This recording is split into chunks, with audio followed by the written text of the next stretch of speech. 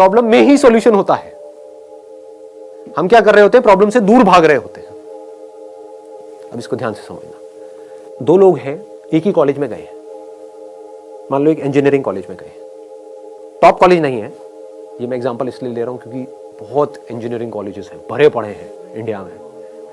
4 साल तक लग करके दोनों ने पढ़ाई करी, पढ़ाई में ऑलमोस्ट एक जैसे थे, ना टॉपर्स थे ना बिल्कुल ही गए गुजरे थे, मीडियोकर थे। दोनों ने जॉब के लिए ट्राई किया, एक जगह किया, 2 जगह किया, 10 जगह किया और जॉब मिली ही नहीं।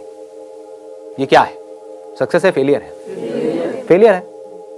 4 साल कुछ नहीं किया, 4 साल वेस्ट हो गए, पैसा भी वेस्ट हो गया, हर तरफ से स्ट्रेस क्रिएट हो रहा है। तो क्या हुआ, एक बंदा डिप्रेशन में चला गया, उसने कहा मैं तो फेल हो गया लाइफ में, अब मेरे बस का कुछ नहीं है, मुझे नहीं समझ आ रहा। और उसने क्या कहा, अब मुझे जो भी जॉब मिलेगी जैसी मिलेगी मैं कर लूंगा, ना से तो हाँ है।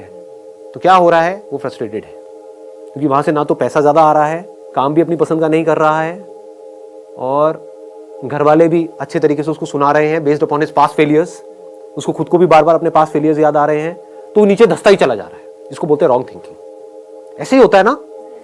ये मैं एग्जांपल यहाँ पे इंजीनियरिंग का दे रहा हूँ, यहाँ पे आप किसी रिलेशनशिप को भी रिलेट कर सकते हो।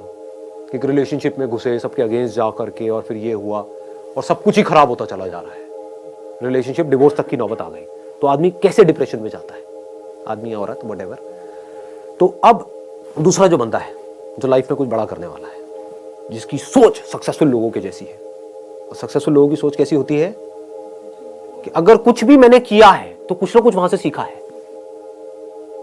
ऐसा कोई काम नहीं है जो आपने लाइफ में किया हो और उसका आपको कोई बेनिफिट ना हुआ हो, इम्पॉसिबल। अच्छे से अच्छा, बुरे से बुरा।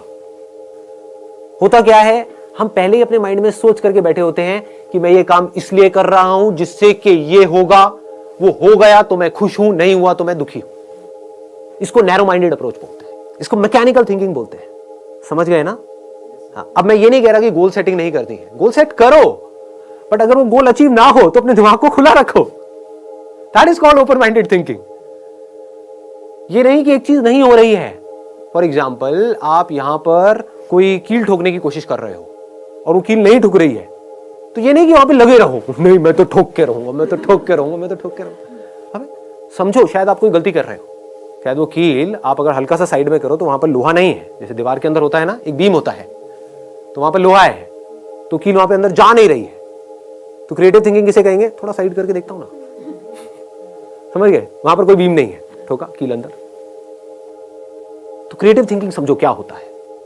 अगर मैं उस बंदे की जगह होऊंगा, मैं कैसे सोचूंगा, मैं अगर अपने आप को उस जगह पे रखूं तो हाँ मजा आ गया यार, मतलब 4 साल यहां पर मैंने लगाए और मुझे जॉब नहीं मिली, तो मजा आ गया, इससे बढ़िया क्या हो सकता है। इसका मतलब जॉब का तो ऑप्शन ही मेरे लिए बंद हो गया।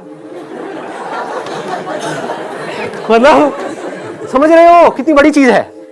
It's not a small thing कि मैं अब चाहूं भी तो मैं नौकरी नहीं कर सकता, क्योंकि मुझे ढंग की नौकरी मिलेगी ही नहीं, और जो नौकरी मिलेगी वो करने लायक ही नहीं है। तो चलो कुछ सोचता हूं, देखता हूं मैंने क्या सीखा है। 4 साल तक हॉस्टल में मैं रहा हूं, इंजीनियरिंग कॉलेज में पढ़ा हूं। अब मुझे क्या समझ आया वहां पर रह करके कि जो हॉस्टल्स हैं वहां पर एक बहुत बड़ी प्रॉब्लम है जो मैंने फेस करी, कि मेरे हॉस्टल के अंदर कोई भी जो मेरे को डे टू डे यूज के लिए चीजें चाहिए होती थी, दारू, सुट्टा और गांजा के अलावा, तो ऐसी जो चीजें मेरे को चाहिए होती थी डे टू डे यूज के लिए, चाहे फिर वो टूथपेस्ट हो, साबुन हो, ये हो, वो हो, क्योंकि हॉस्टल में जो लड़के होते हैं या लड़कियां होती हैं, उनकी जो नीड्स हैं वो बहुत अलग होती है उन लोगों से जो नॉर्मली घर में रहते हैं। और ये प्रॉब्लम सिर्फ मेरे हॉस्टल में नहीं थी, मेरे आसपास में पूरा का पूरा जो कैंपस एरिया है, वहां पर कोई भी ऐसी शॉप नहीं थी जहां पर मैं जाऊं और एक ही शॉप से मेरे को सब कुछ वो मिल जाए जो मुझे चाहिए। मतलब कि 4 अलग अलग दुकानों पे जाना पड़ता है। एक दुकान यहां है, एक दुकान 1 किलोमीटर दूर है, एक 2 किलोमीटर दूर है, एक 3 किलोमीटर दूर है, और ज्यादातर जो लोग होते हैं हॉस्टल्स में उनके पास कन्वेंस भी नहीं होता है, तो वो सब उठा करके सामान लाना पड़ता है। मतलब कितनी प्रॉब्लम्स मैंने फेस करी है, मैंने फेस करी है ये प्रॉब्लम्स।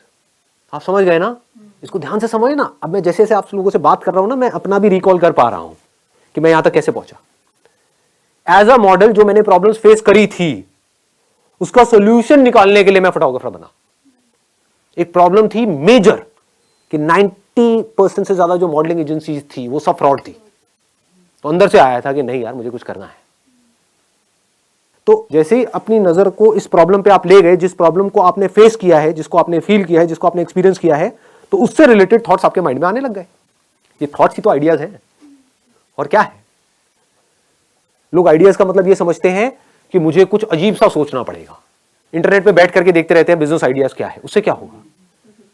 आपके एक्सपीरियंस से वो कनेक्टेड है, आपके अंदर से आ रहा है। अंदर से आने का मतलब क्या है कि आपने एक प्रॉब्लम को फेस किया हो और आप उसका सोल्यूशन निकाल रहे हो।